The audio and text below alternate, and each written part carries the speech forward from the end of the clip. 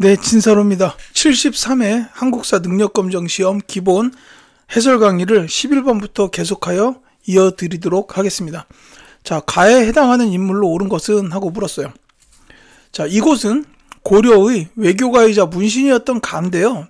대군을 이끌고 온 거란장수 소손영과 외교 담판을 벌여 강동육주를 확보했다. 아유, 이건 바로 나와야죠. 서입니다. 1번이 정답이에요. 물론 그림을 보고 알 수는 없겠고, 이제 밑에 이름이 다 써있죠. 자, 이 서희 이분께서 그 외교 담판으로 강동육주를 확보하는 대단한 성과를 올리셨다라는 건데, 뭐 이게 그냥 그렇게만 이해하면 좀 이해가 안 갈 수도 있지만, 거란의 입장에서는 송나라를 치고 싶은데 고려가 그 사이에 자신의 배후를 칠까? 그게 두려웠던 거예요. 그래서 서희가 그 점을 간파하고, 우리는 거란과 친하게 지내고 싶다. 다만 너희 땅으로 가려고 하니 강동 육주 지역에 여진족들이 살고 있어서 어렵다. 그러니까 거기를 우리한테 주면은 너희 나라 가는데 훨씬 더 수월할 거다. 뭐 이런 얘기를 해가지고 강동 육주를 얻게 됐다라고 되는 겁니다. 자, 윤관 하면 여진족 킬러죠. 이분은 그 별무반을 조직해서 여진족을 섬멸하고 동북 구성을 설치했던 분입니다. 자, 최영 장군, 황금을 보기를 돌같이 했던 그런 분이죠.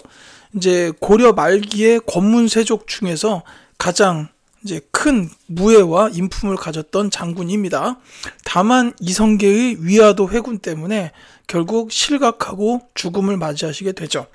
자, 정도전 하면 신친 4대부였던 조선의 설계자입니다. 이분도 조선을 세우는데 큰 역할을 하고, 뭐 경복궁이라든지 아니면 한양 도성에 각각의 성곽을 설계하다든지 이런 역할들을 하셨는데, 나중에 왕자의 난 때 이방원에게 죽게 되는 분이죠. 자, 12번 가겠습니다. 가에 들어갈 문화유산으로 적절한 것은? 하고 물었어요. 자, 우리나라에 남아있는 가장 오래된 목조 건축물 방문한다 라고 돼 있어요.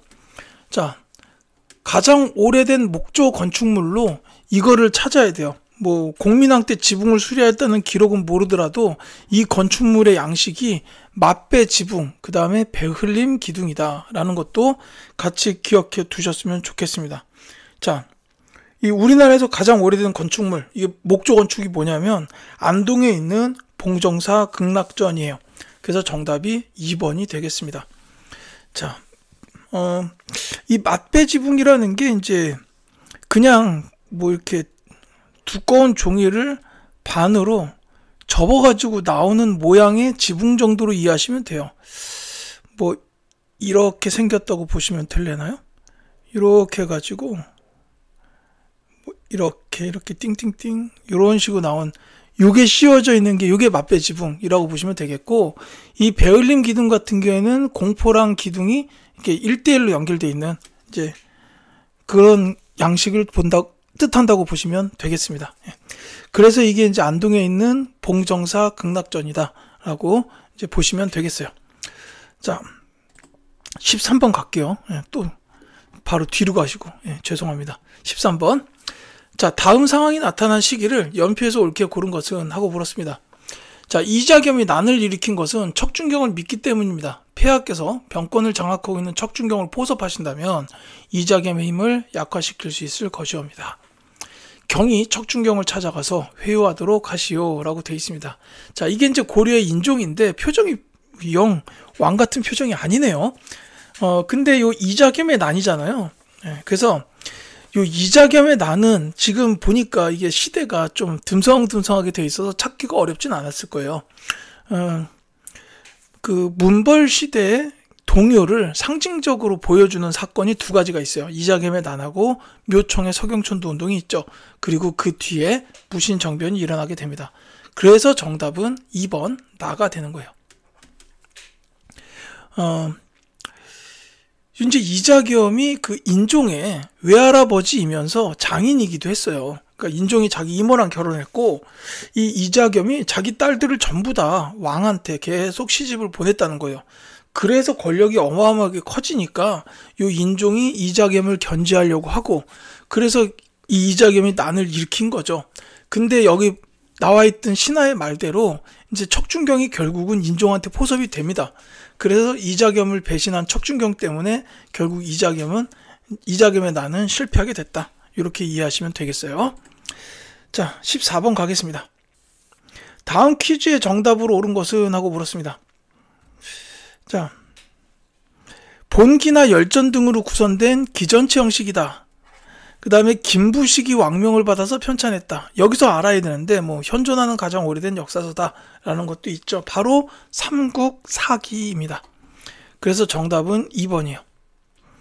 자, 이 동국통감은 성종 때 나온 조선 성종입니다. 조선 성종 때 나온 책이고, 이제 고려 때는 요 김부식의 삼국사기, 그 다음에 일현 스님의 삼국유사, 그 다음에 요 제왕운기는 이승휴라는 분이 지은 책이다. 이렇게 기억해 두시면 되겠죠. 15번 가겠습니다.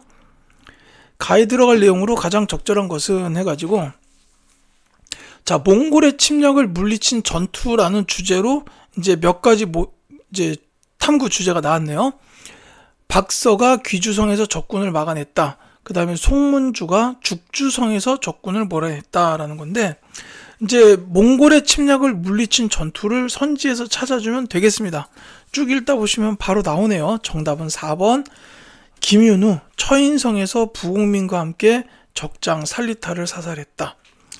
자, 요 적장 살리타가 막 유럽 원정까지 갔던 대단한 장수라고 해요. 이 몽골에서. 근데 이 승려였던 김윤우, 그 부하가 쏜 화살에 맞아서 이제 용인 처인 부곡에서 이제 죽게 됐다라는 그겁니다.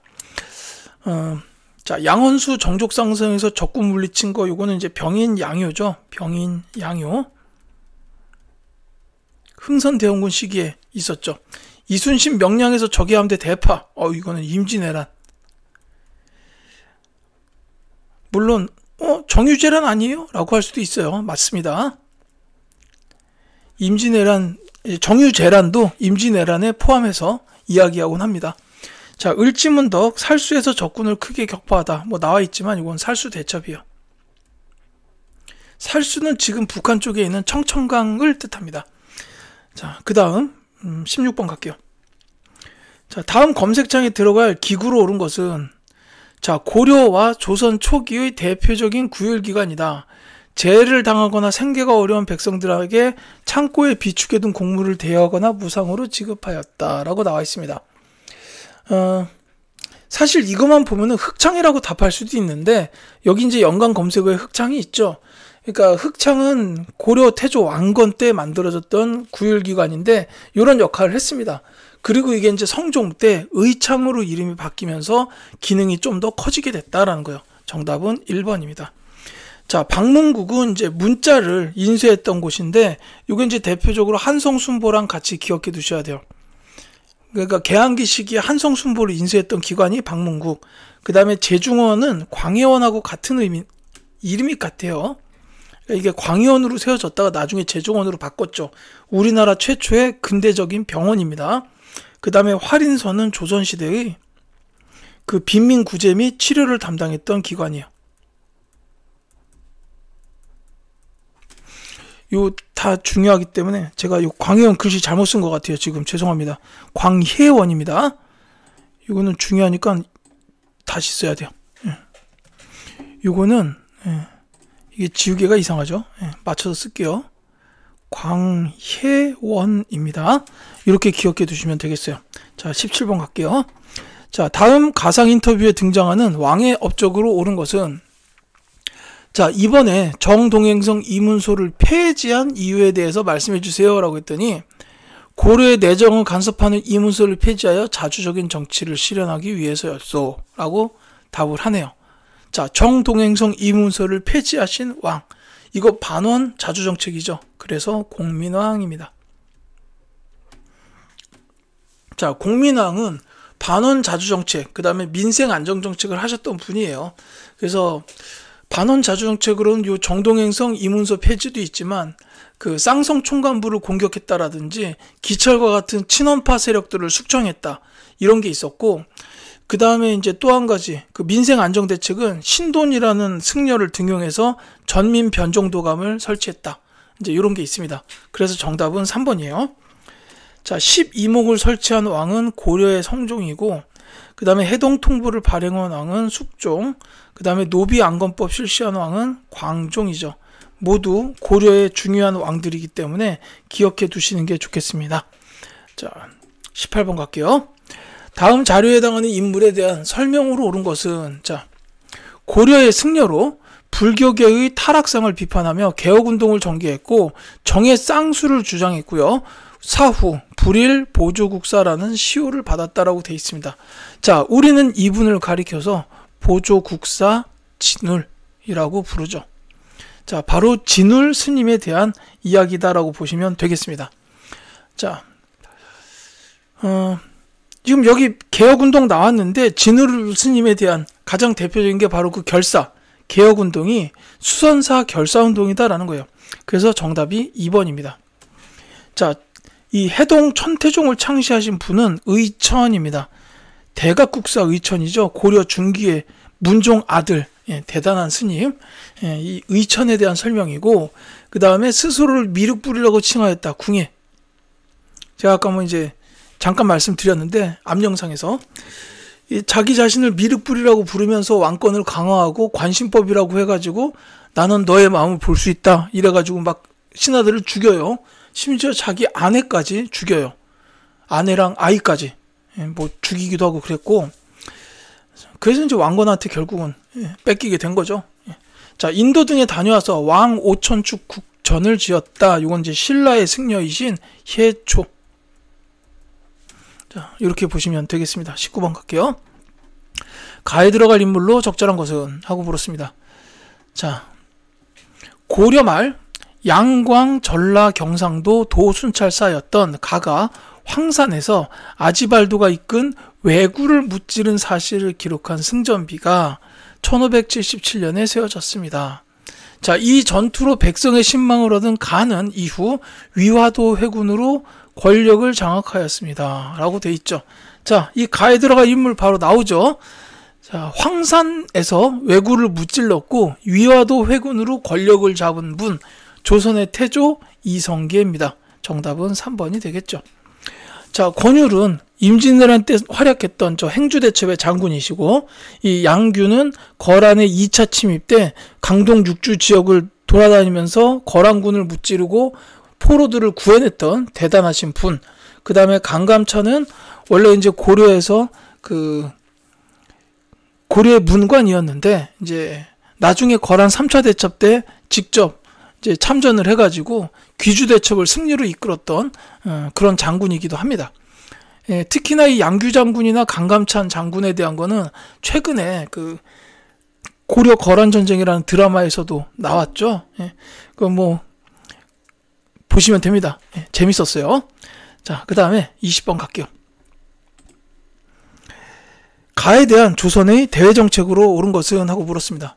자, 이것은 해동 제국기에 실려있는 가의 지도로 군주가 머물고 있는 수도 등이 표시되어 있대요. 자, 해동 제국기에는 지도뿐만이 아니라 가의 효군이 파견한 사절단 등 정치, 외교, 사회에 관한 내용이 서술되어 있습니다. 라고 되어 있습니다. 사실 이 해동 제국기라는 책, 이 문제는 좀 이 73의 기본에서 가장 어려웠던 문제 같아요. 이 해동 제국기는 신숙주 학자가 지은 책입니다. 근데 이 해동 제국기가 이 신숙주 학자가 일본을 다녀와 가지고 쓴 일본에 관한 책이요. 글씨 매우 안 좋네요. 일본에 관한 책입니다. 그러니까 지금 말하고 있는 이 나라가 일본이에요. 안 그러면 여기서 쇼군 이런 단어를 통해서 이제 일본이라는 사실을 알 수도 있겠죠. 물론 쉬운 건 아니에요. 이게 이제 그 막부 정치의 시대예요. 그리고 이제 전국 시대로 넘어가던 그때쯤인데, 이때는 이제 뭐 다이묘, 쇼군 이런 이제 쇼군이 지배자고 다이묘가 그 바로 밑에 있었던 지방 영주 같은 그런 개념인데, 어쨌든 이런 단어를 통해서 이 나라가 일본이구나 라는 사실을 알아내면 좋겠어요. 물론 요 일본보다 저는 왜 이렇게 이제 많이 알고 있습니다. 왜 또는 왜구 이렇게 보시면 되겠는데, 자, 정답을 볼게요. 1번 삼포를 개항하였다가 바로 왜에 대한 대외 정책이라고 보시면 돼요. 이게 이제 세종대왕 때, 그 세종대왕 시절에 이제 왜구가 계속해서 우리나라 쳐들어와가지고 약탈하고 막 이러니까, 이게 이제 고려 말에도 창왕 시기에 박위라는 장군이 가가지고 한번 토벌을 했어요. 그랬는데도 벌은 못 고치고 계속해서 약탈하러 쳐들어오니까 이제 세종대왕이 이제 열이 받으셨겠죠. 자기 백성이 막 약탈당해서 죽고 막 이러는데, 그러니까 야 종무야 한번 갔다 와라 라고 해가지고 이종우 장군을 쓰시마 섬으로 보냈어요. 그래서 이제 이종우 장군이 한번 이제 확 탈탈 털었죠. 그러니까 이제 그 대마도의 도주, 그 섬의 그 도주가 이제 세종대왕한테 찾아와가지고, 아 그럼 저희 무역이라도 하게 해달라, 먹고 살 대책은 있어야지 않겠냐 막 이러고 빌어요. 그러니까 세종대왕이 그래 알겠다 하고서는 이제 제한적인 교역을 허가한 게 요 삼포를 개항한 겁니다. 부삼포, 제포, 연포 이 세 항구 개항을 한 거고, 요때 이때가 그 개해 약조예요. 이 삼포를 개항하자라고 맺은 약조라고 보시면 되겠습니다. 자, 별무반을 편성하였다. 아까도 나왔죠. 윤관. 여진족 킬러요. 자, 사군 육진을 개척하신 분은 이제 사군은 최윤덕 장군, 육진은 김종서 장군 이렇게 되는데, 요것도 세종대왕 때입니다. 이제 요거는 여진 쪽하고 관련이 있어요. 이 별무반 편성이나 사군 육진은 여진하고 관련이 됩니다. 자, 장문유를 보내서 등주를 공격하였다. 요거는 무려 당나라에 대한 대응이에요. 발해죠. 발해의 무왕이 장문유를 불러가지고 아무래도 안 되겠는데 쟤네 한번 뜨거운 맛을 보여줘야 돼 라고 한 거예요.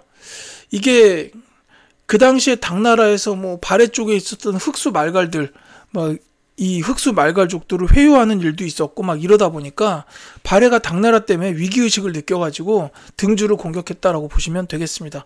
물론 흑수 말갈도 이제 발해가 정벌을 했어요. 자, 그 다음에 21번 여기까지만 말씀드릴게요. 20번이었으니까 20번까지 말씀을 드리고 이제 21번부터 문제들은 다음 영상에서 설명을 드리도록 하겠습니다. 고맙습니다.